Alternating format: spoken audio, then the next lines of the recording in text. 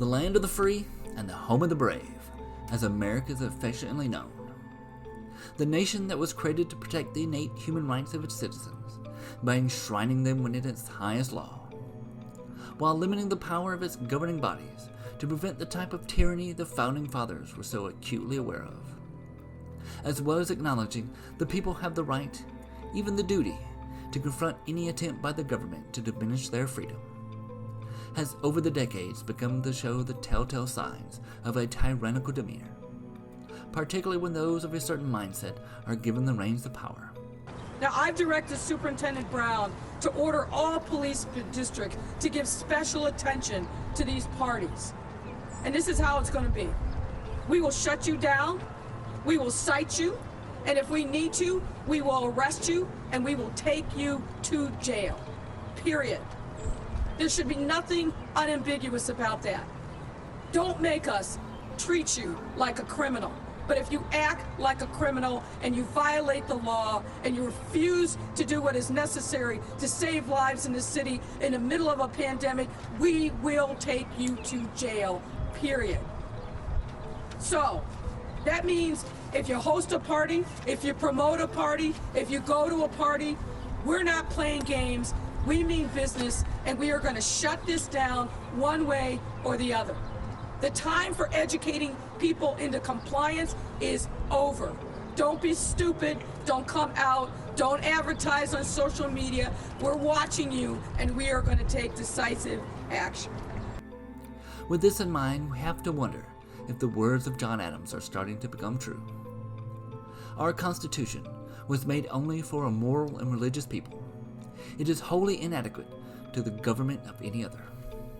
We are now living in a time when the morals of the citizens of the United States are so divided we are unable to agree on what a human right even is, let alone where they derive from. This class of perspective has led to some viewing the Constitution and the rights it upholds as a detriment, in even worse cases as an obstacle to be overcome in order to enact what is believed to be beneficial to the greater good of society, as demonstrated when New Jersey Governor Phil Murphy admitted he didn't even consider the Bill of Rights when banning gatherings and preventing religious services. Now, the Bill of Rights, as you well know, protects Americans' right, enshrines their right to practice their religion as they see fit and to congregate together to assemble peacefully. By what authority did you nullify the Bill of Rights in issuing this order? How do you have the power to do that? That's above my pay grade, Tucker, so I wasn't thinking of the Bill of Rights when we did this. This lack of observance for the very foundation of American freedom is what is leading many with political power to issue decrees or pass laws that constitute tyranny within America, especially when using the Chinese coronavirus pandemic as justification. This caught on tape shows a dad being taken into custody in front of his wife and 6-year-old daughter. His crime? They were taking a break from quarantine and were tossing a ball around in a park in Brighton, Colorado. America was founded to protect the rights and freedoms of the individual in lieu of the collective. Because throughout history, whenever we find those in power have dictated they know what is best for the good of the many, the individual typically finds their rights and freedoms being restricted in order to facilitate easier control over the group at large. Pursuant to Title 13, California Code of Regulations, Section 1861, you are being ordered to leave this state property. Additionally, this large gathering is in violation of the order of the state. With any that would defy such edicts or even voice their objections becoming targets of government tyranny. We are clearly seeing such measures enacted across the United States as governors and mayors issue orders to arrest people violating their decrees, with even police officers taking matters into their own hands in order to enforce what is blatantly unconstitutional, an act that any normal person would see as unconscionable and vastly immoral.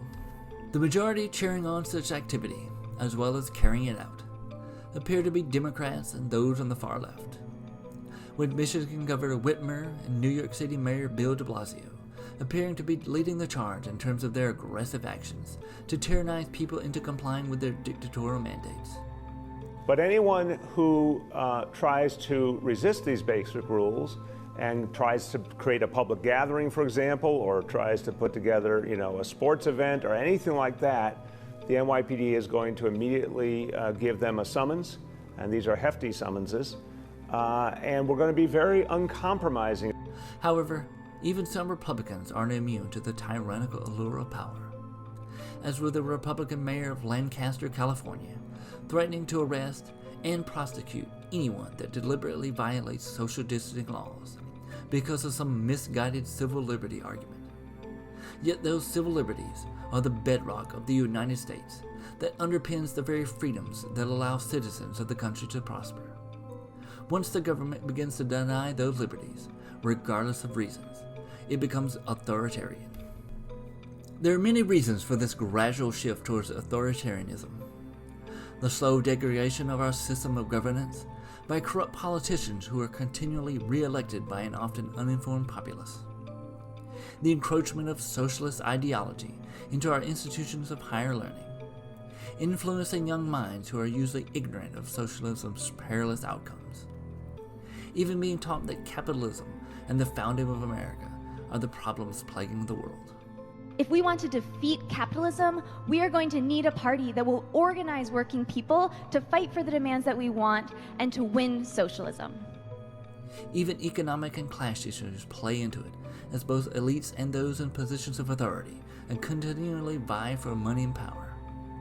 Among these is yet another reason, that just as John Adams laid out in his letter to the Massachusetts militia in 1798, our Constitution was made only for a moral and religious people. Our society is slowly losing more and more of its morals and God-fearing attitude. Those advocating for the type of ideology that has contributed to the oppressive nature we are now seeing from our political institutions are doing so because they have lost all sense of morality. While they would claim they are following their own morals that are just contrary to our own, the morals John Adams was referring to were those that helped shape the Declaration of Independence and the Constitution, the kind that built the United States into a bastion of freedom and prosperity, that of independence, self-determination, hard work, and a belief in God-given rights, the type of morals you would most likely find coming from a religious person. While you can argue whether John Adams was speaking about Christianity, the underlying point he is making is a belief in God.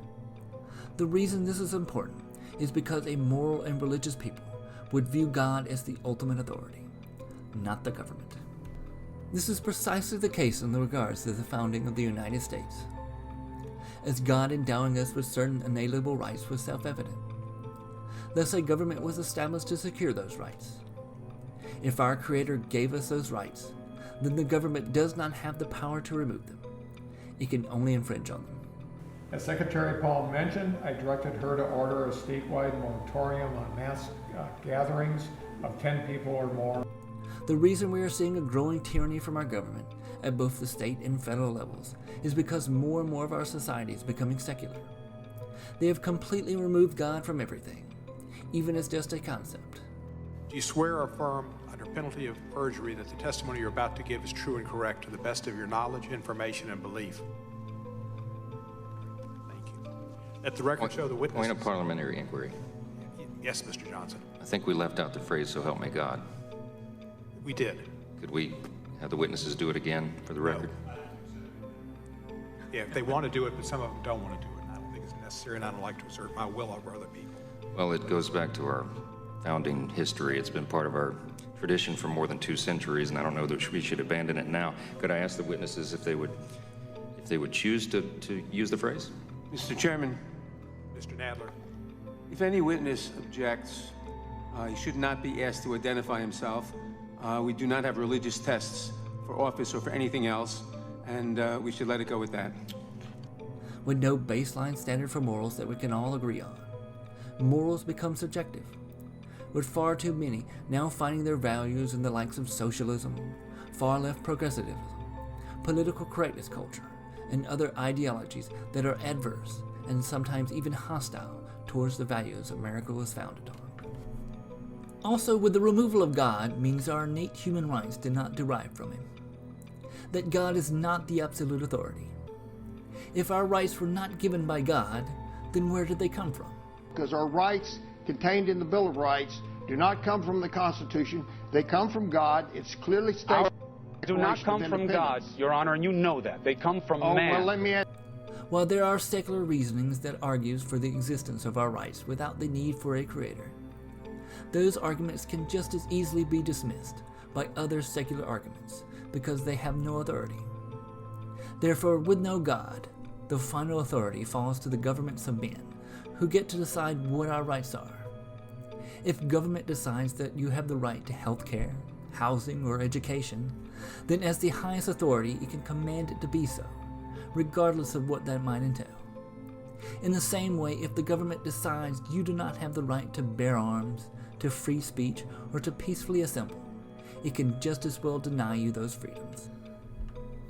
This is what we are seeing from tyrannical governors, mayors, and other state officials across the country. They believe their offices are above reproach. They are the authority that knows what is best for the mass population and should not be questioned. This is what John Adams was referring to when he said our Constitution is wholly inadequate to the government of any other. Our government is continually placing itself above the Constitution because those in power have no reverence for it, because they do not agree with the values it enshrines, nor that our rights were God-given. We hold these truths to be self-evident. All men and women created by go. You know the thing. While as we become increasingly more secular, those that support such actions appear to have replaced God with government, willing to subjugate themselves to it in the hope it can save them from all the ills of life, failing to realize such faith is leading to tyranny in America. We do believe you can use government in a good way. Government's the only thing that we all belong to. Hey, thanks for watching. If you like the video, please like and subscribe. You can find all my videos on BitChute, Library, and YouTube, of course. All my videos are based on my content over on my Minds page, so go check that out. Links to all this will be in the description, of course. Thanks again, and God bless.